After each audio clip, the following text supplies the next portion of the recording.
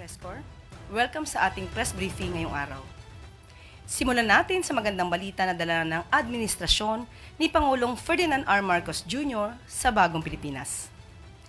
Pinangunahan ng Department of Foreign Affairs ang pagpapauwi sa 178 na Filipinong na biktima sa Myanmar. Kasama ang Department of Migrant Workers at iba pang ahensya at embahada ng Pilipinas. Tiniyak din ang seguridad ng mga biktima at agarang tulong para sa kanila. Paalala ng DFA, iwasan ang iligal na pag-alis ng bansa at dumaan lamang sa tamang deployment ng Department of Migrant Workers. Panoorin po natin ito.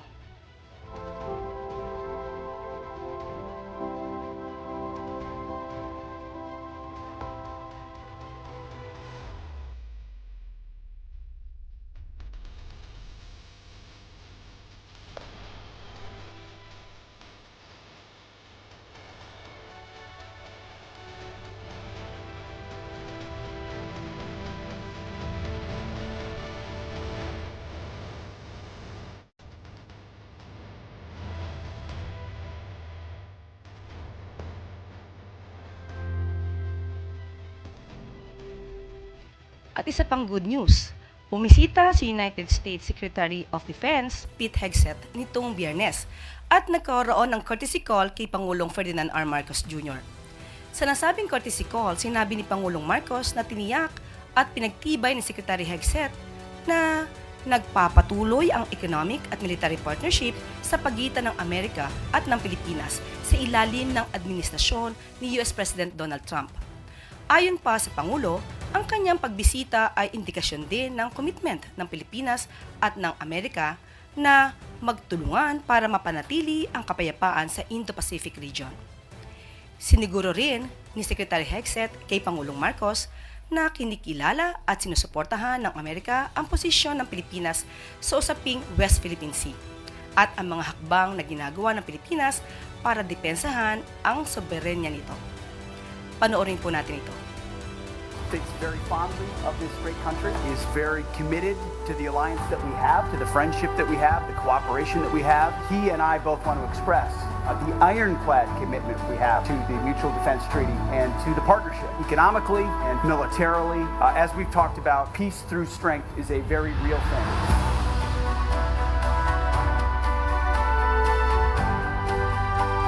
Being a friend of the United States is something that is inherent with most Filipinos, considering the relationship that we have had over 100 years. You are our only treaty partner and continue to be the supporter for peace in this part of the world.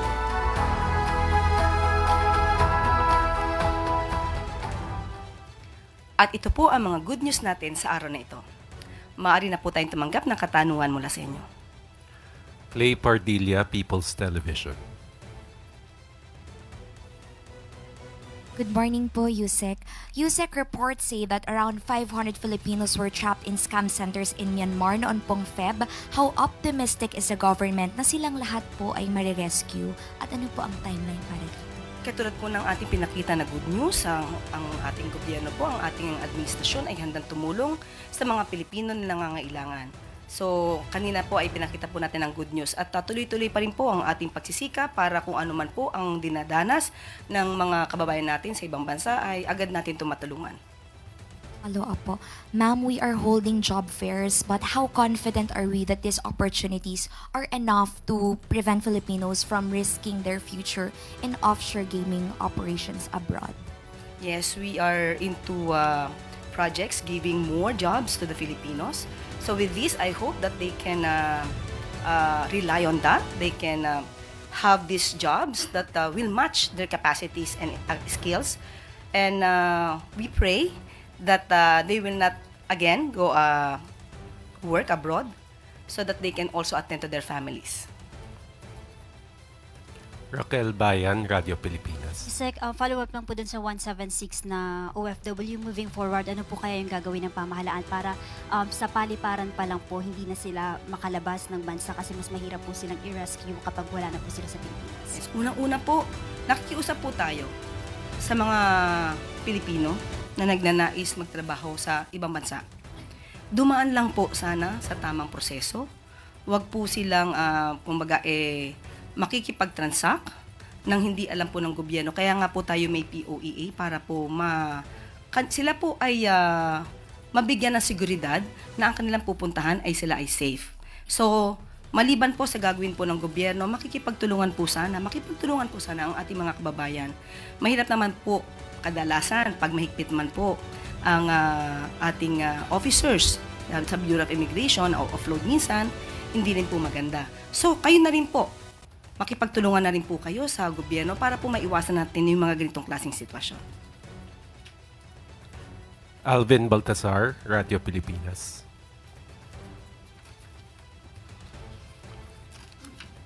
Yes, sir. Good morning po.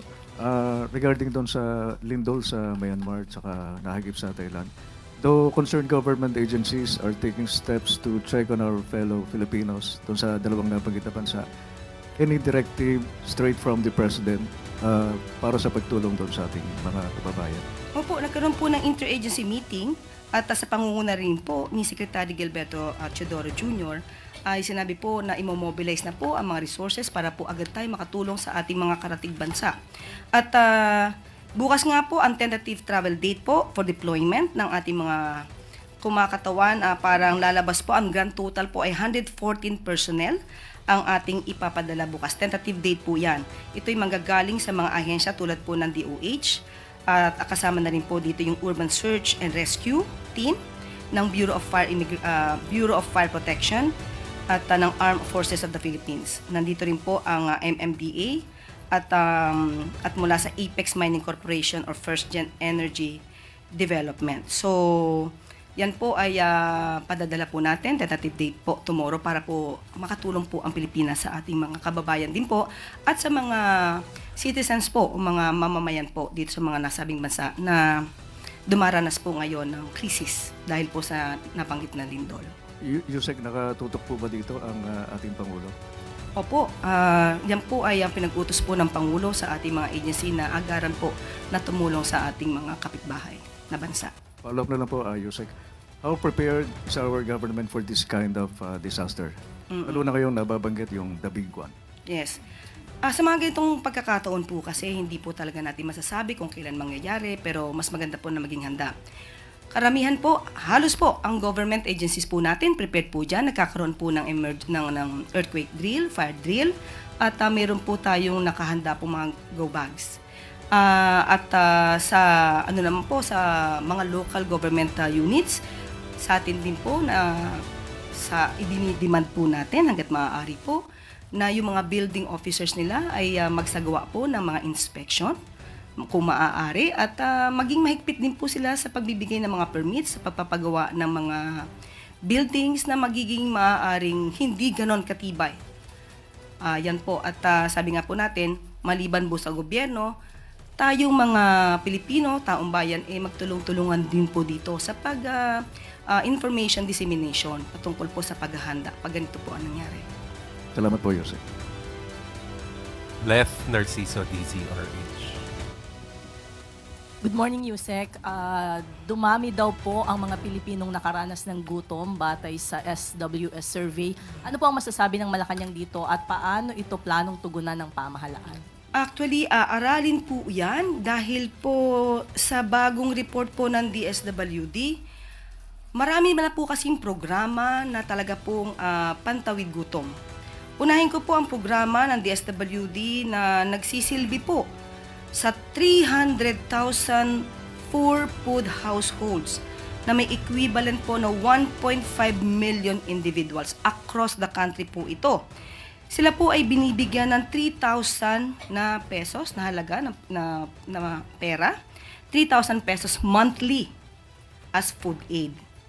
Pangalawa po programa ng DSWD ay Walang Gutom Kitchen. Ito po ay located sa Pasay City, kung saan nagsisilbi po ng mga hot free meals sa mga pamilya, sa mga bata, lalo-lalo na yung mga nasa lansangan. Maliban pa po dyan ay meron pa rin po tayong, meron po ang DSWD na programa. Ito po yung Walang Gutom Project Cusinero Cook-Off Challenge para po ma-improve yung public nutrition At meron din po ang Walang Gutom Project that provides eligible families with electronic benefit transfer po. Ito po 3,000 peso monthly food credits. So aaralin po natin kung saan nanggagaling itong mga sinasabi na nagugutom pa ang ibang mga kababayan natin. At para malaman natin kung saang lugar ito at kung meron man pagkukulang, ay maibsan po natin ang ganitong klaseng mga sitwasyon po. Eden Santos, Net 25. Good morning po, Yusek. Ito po, itatanong ko lang ulit kung meron na tayong figures, ilan na po yung housing units na na-distribute na ng BBM administration sa ilalim po ng 4PH, ito yung pambansang pabahay para sa pamilyang Pilipino program ng administrasyon. Nakakuha tayo pero hindi pa po ito kompleto sa ngayon, pero may maibibigay po ako sa inyong datos. As of this time, ayon po sa report ng DSUD, meron po tayong 90 ongoing projects nationwide in various stages of development and construction. Ang ilan po dito ay nabuo na po, nagawa na po, at ito'y mag-generate ng total of 259,365 housing units. Meron din pong 82 projects currently in pre-production stage at merong 436 pending proposals. At least 8,000 housing units for turnover this year. At meron pa po tayong binanggit sa Davao City no nakaraan at saka sa San Juan. At meron din po sa Palayan City, Nueva Ecija, City of San Fernando, Pampanga, at Bacolod City, Tagoloan, Misamis Oriental. At meron pa pong darating sa Abuab, San Mateo Rizal, at Bukawi, Bulacan. So, kung meron po tayong estimate, mga ilang milyon po ito? Wala pa po siyang milyon. Sa loob po ng 3 taon sa pwesto ng Pangulong Marcos. Yun po yung sinabi ko at hindi pa ito pa po kompleto. Kasi po ang sabi, 1 million per year. So, para mabuo yung backlog na 6.5 million housing units po ng Pilipinas. Okay, sinabi naman po ng ating Pangulo na ito po yung salita niya. Hinay ko, we are aiming for 1 million homes. 1 million low-cost and socialized homes a year. It is an ambitious number, but we will try very, very hard. So may mga pagkakataon po, gustuhin po natin na matapos ang lahat, pero may mga causes of delays. Katulad po ng processing and release of development loans for private contractors, permitting or due diligence process on site suitability and land ownership. Meron din po, nagkakaroon din po ng problema or issue tungkol sa pagpapatayo because it seems that there is longer construction period for vertical housing, at least 10 months average for walk-up. 4-story buildings pa lang po yun. At yung pong capacity to borrow or avail of the development loan of private contractors. At ito po'y ibibigay na napakamura po sa ating mga kababayan. Kaya po, kokonti lamang po ng mga contractors at developers ang sumasali sa proyektong ito. So ito po ay mga issues na hindi po ninanais ng administrasyon. But katulad ng sinabi ni PBBM ng ating Pangulo, we aim 1 million houses a year and we will try very, very hard. Ano po yung mga reason bakit may mga contractors po na umaatras sa proyekto? Kasi sabi ko lamang po, maliit po kasi ang presyo na ibibigay natin sa taong bayan para i-avail ito. Kaya po, yung ibang contractors po ay hindi po sumasang-ayon na makisali or sumama sa ganitong klaseng proyekto. Konti lamang po na developer. Yusek, hindi po ba kasama sa GAA or national budget ng gobyerno po yung sa pagpapatayo po ng mga pabahay project ng administrasyon? Mali po yan. Hindi po kasama sa GAA ang proyektong ito. Ito po ay popondahan po ng Pag-ibig. Thank you po. Pia Gutierrez, ABS-CBN. Yusek, this morning, yung mga progressive groups daw po will be filing an appeal sa Malacanang para ihinto yung April 2 implementation ng 5 peso fare hikes, LRT, dahil pabigat daw po ito sa mga commuters. Ano po yung stand ng Malacanang on the fare hike? And can we also get an assurance from the President na the President is looking into the concerns of the commuters po? Yes, opo. Gustuin po natin no? Gustuin po ng administrasyon na ito po ay hindi muna maituloy. Pero yan po kasi ang nakasaad sa kontrata. Kundi po ako nagkakamali, nabanggit po ito na matagal na po dapat nagtaas ng presyo pero hino-hold po ito para po sa ating mga commuters. Pero tignan din po natin ang sitwasyon kapag kasama po kasi ito sa kontrata at hindi po itinupad or natupad ng gobyerno, mas magkakaroon po ng malaking problema ang ating mga commuters. Tuesday New, DZBB. Good morning po, Yusek.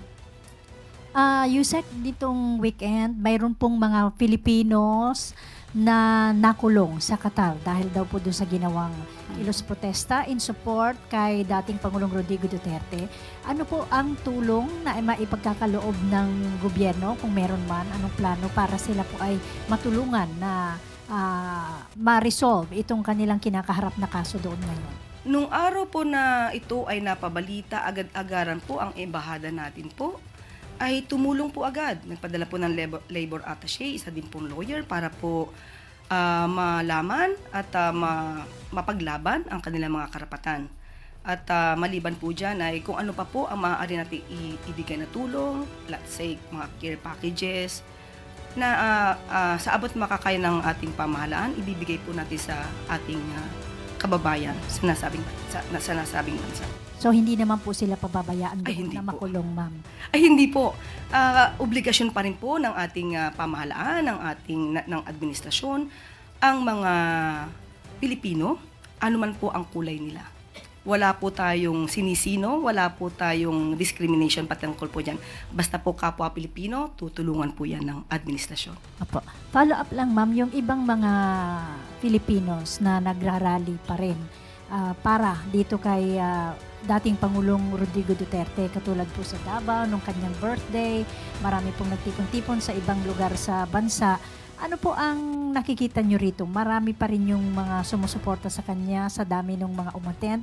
I'm sure nakita rin po ito ni Presidente. Ano po ang take niya dito sa ganitong mga sitwasyon?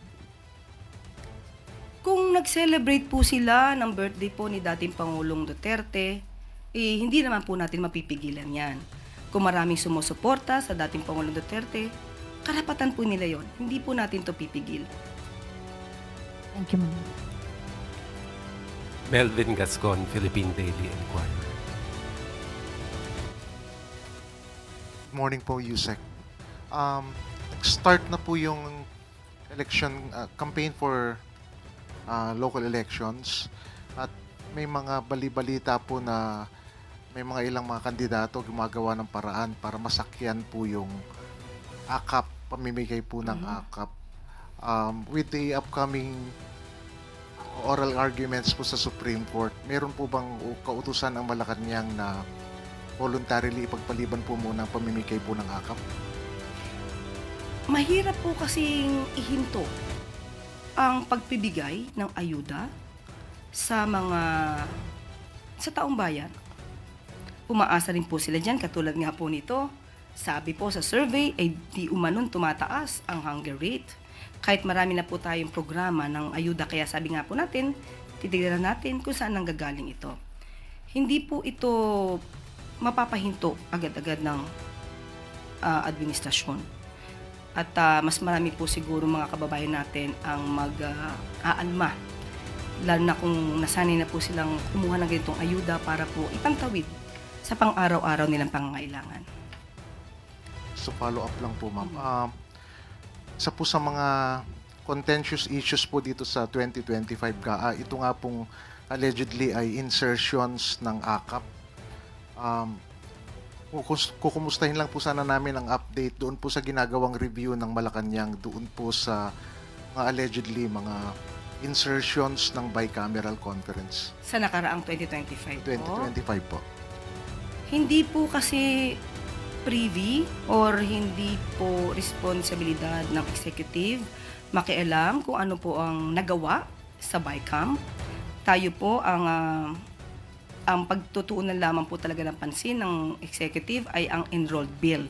Kung ano man po ang naging issue sa kanila kung mayroon man, yun po ay trabaho lamang po ng legislative at kung tayo makikialam sa kanilang gagawin sa pagbalangkas ng budget ay baka sabihin pong nakikialam at ito'y violation po ng separation of powers. So ano po yung ginawa ng Malacanang very recently po na pagkatapos po mapirmahan yung GAA, adjustments ng kung ilang millions from one department lilipat sa kabilang department, paano po yun? Nire-review lamang po iyon para po sa pag-spend po ng budget.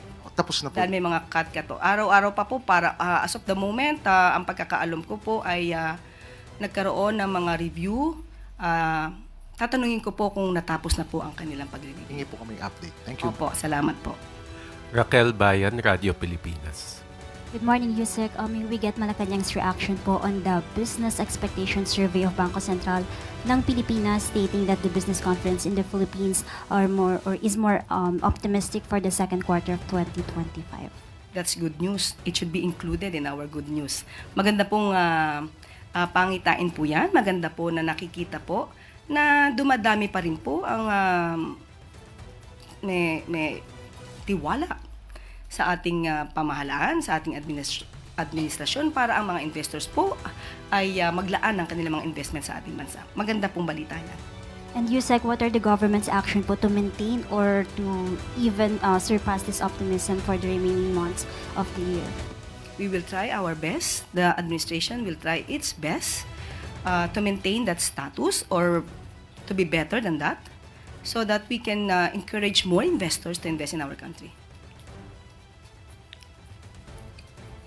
Crizel Insigne, IBC 13. Yusek, ano po reaction ng pala sa bagong revelation po ni House Deputy Majority Leader Paulo Ortega about sa confidential funds ng OVP? This time po, they dub it as Team Grocery because of the names Beverly Care, Pampano, Nico Harina, Patiting, and many more. Hindi lang po siguro ang palasyo ang medyo nagtataka. Siguro lahat po ang taong bayan mismo ay nagtataka kung bakit ganito ang mga resibo na naibigay ng OVP. At ito po mga ebidensya na po yan ay ilalaan na lamang po natin at ipapaubaya natin sa House of Representatives at sa Senado kung ito gagamitin man sa impeachment trial. We're down to our last two questions. Sam Medinilla, Business Mirror. Good morning, ma'am. Nagfa-follow up lang po ako dun sa report po yung regarding po sa BSP. Nag-issue rin po yung BSP recently ng Financial Stability Report kung saan nag-express sila ng concern dun sa heightened uncertainties due to economic development sa US. Tsaka yung economic instability, geopolitical issues sa Europe and Middle East. Meron na pag-usapan na po kaya sa cabinet yung possible impact ng mga geopolitical developments during po doon sa last NEDA briefing. At saka may binigay po kayang instruction si President Marcos kung paano i-mitigate yung impact ng mga ganong issues. Actually po nagkaroon po ng meeting with the BSP. Pinag-usapan na rin po yan. At maaari pong maapektuhan ang inflation rate if ever patungkol po dyan sa nangyayari po sa US. So tignan na naman po natin at gagawa naman po ng paraan. At sa pagpupulong na po yun ay dapat ang ating nadinig sa pagpupulong ay dapat maibsan agad. Yun ang po ang nadinig ko na sinabi po ng Pangulo na maibsan po agad kung ano po ang magiging impact nito sa darating na taon. Last question na lang po sa akin. Yung na-mention rin po kanina yung tungkol dun sa issue sa Myanmar na patuloy pa rin yung mga OFW Filipinos na nabibiktima dun sa scam hubs. May plan po kaya yung government to restrict yung deployment ng Filipinos, not necessarily OFWs sa Myanmar and its surrounding countries. Maganda pong suggestion yan at siguro dapat din po natin tignan po yan. Maging stricto sa tamang, reasonable yung pag-strict lamang po. Dahil hindi naman po natin pwedeng i-violate yung freedom of movement ng bawat isa. So kapag po natin nakita at napansin na wala naman silang dapat napuntahan sa Myanmar at maaari sila maging biktima, ay mas maganda pong maimbestigahan muna bago sila umalis. Thank you po. Thank you po. Finally, Robert Mano, Teleradio Servicio. Sec, good morning po. On Thursday, the Senate Committee on Foreign Relations decided na magkaroon po ng second hearing regarding sa pagkaka-aresto kay former President Rodrigo Duterte. On Thursday, are we seeing same set of cabinet officials representing the executive po sa hearing or may special instructions ang Pangulo regarding po dito? Thank you. Wala po. Katulad ng po sinabi natin noong mga nakaraang araw, hindi naman po pipigilan ng Pangulo ang mga cabinet members or secretaries kung sila naman po ay ipapatawag. At dapat nga naman tugunan kung ano mo ang mga katanungan na ibibigay sa kanila, provided po na ito ay hindi naman mag-violate na executive privilege. Yun naman po. Thank you, Yusek Claire. At dito po nagtatapos ang ating briefing. Maraming salamat Malacanang Press Corps at magandang tanghali para sa Bagong Pilipinas.